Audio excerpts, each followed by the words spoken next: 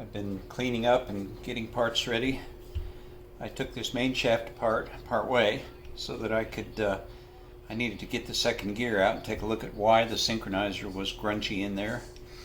Didn't really see anything wrong. The hub and everything was fine. However, when I took a closer look at it, this is a new synchro, this is the old one, I could feel right along this edge that there was like a burr along there, and then when I looked at this surface here, it was very, very, very shiny and polished. So what's been happening is the inside, where these little grooves are, was so worn that it was allowing the synchronizer to ride right up against the gear, and consequently it wasn't grabbing the gear the way it should. Normally what happens is this is a kind of a cone shape, and then when you push this cone shape over it, it grabs it and locks it together, and that's how you get synchronization. So when I put a new synchronizer on there, you can see that there's a gap between the end of the synchro and that gear face. So this one, when it's pushed forward onto there, it will grab a hold of that cone and it will work, it'll synchronize it.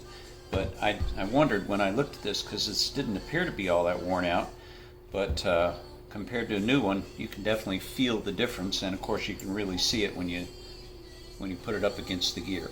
So that's why it was not shifting into second very well. It's always good to get these things answered so that you know why something happens as well as needs to be repaired.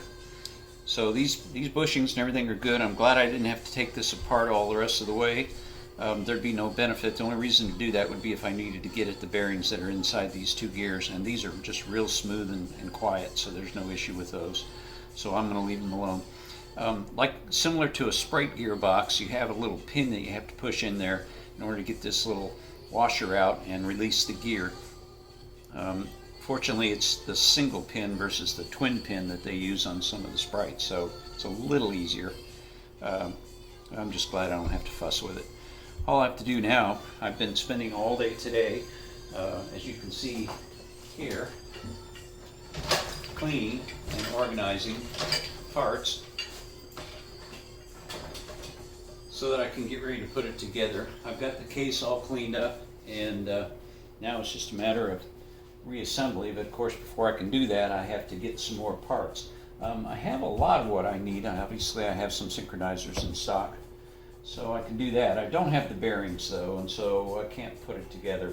I can go ahead and tear the differential down and swap the gear out, and that's what I'm going to do next. Alright, I have my bearing tool on here. We'll just pull this thing off. Well, it's working pretty well. And she's off. That's good. Sometimes those break when you take them apart. I'm glad that one didn't. Now, you can see there's 6 bolts that we have to tap all the lock tabs back on. Then we can get the impact wrench out, and we'll bust those bolts off of there, and then we'll pull that gear off.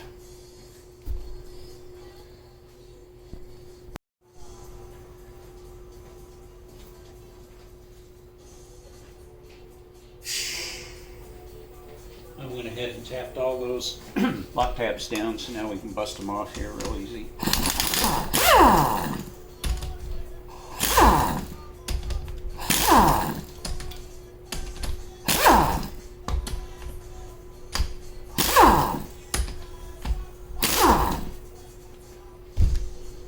Sure beats the heck out of trying to do that with a wrench.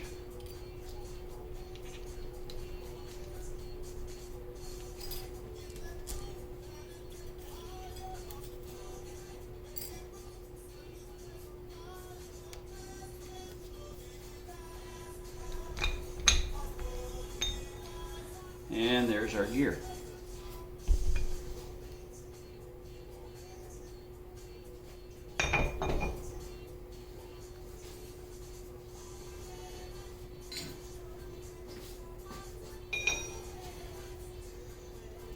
And Here's our new 276. First thing I'm sure you can see is the difference in the size of the pinion. Quite a bit bigger. Oops. And then the crown gear is smaller. So that's where we're going to affect our ratio change. I'll clean that up before I park it away because that's still a good gear. One thing you'll notice though, or one thing we'll probably have to do, this bearing retainer is where this gear rides. And this is a later model one, so we may not have to fuss with it. But on the earlier ones, this gear wouldn't fit in there. This one does, so I don't think we'll have to change that at all. That looks good. In the past, I've had to go in here and grind this out in order to make enough room for this gear to fit inside, but this one's going to fit, so that's good. It's later model gearboxes actually came with the 276 from the factory, so they modified the parts accordingly. In here we have, this is one of our side gears. Let me pull this out of here. Now you can see the spider gears and how they work. So as they turn against this. And it's good to go ahead and look at this stuff and make sure that it's all the bushings are good and so on. Now I'm not going to put this all together just yet because I have a new pin coming for it also, the one that goes across here that the spider gears ride on.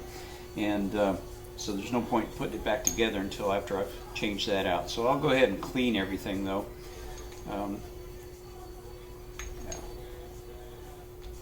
I've even considered, instead of doing this, I've even considered going ahead and buying the cross pin differential. I have one of those here so I can show you what they look like. Let me lay this down and I'll go get it. You can see what the difference is between them.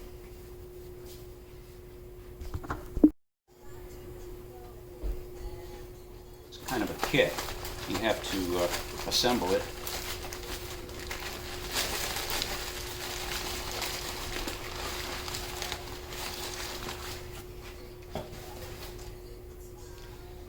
And as you can see, there's a cross.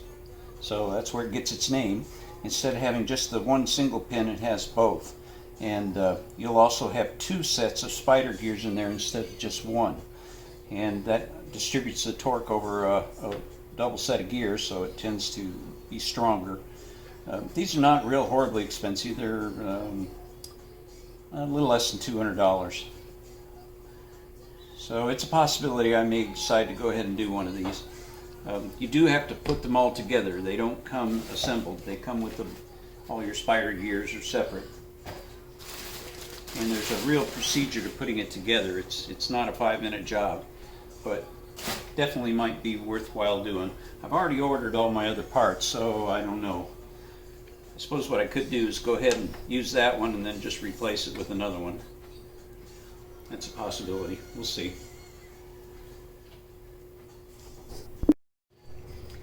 Here's one other thing about this gear. It still has the inner race. That's why I was saying sometimes these gears break when you go to pull them apart. So what I'm going to have to do is get my bearing spreader on there. There have been times when I could not get these off, and what I have to do is take my cutting wheel and I'll cut a slice in it. And once you don't have to go all the way through, just get it part way, then you take a cold chisel and whap it once and it'll pop right in two. So I still have to do that to get that apart.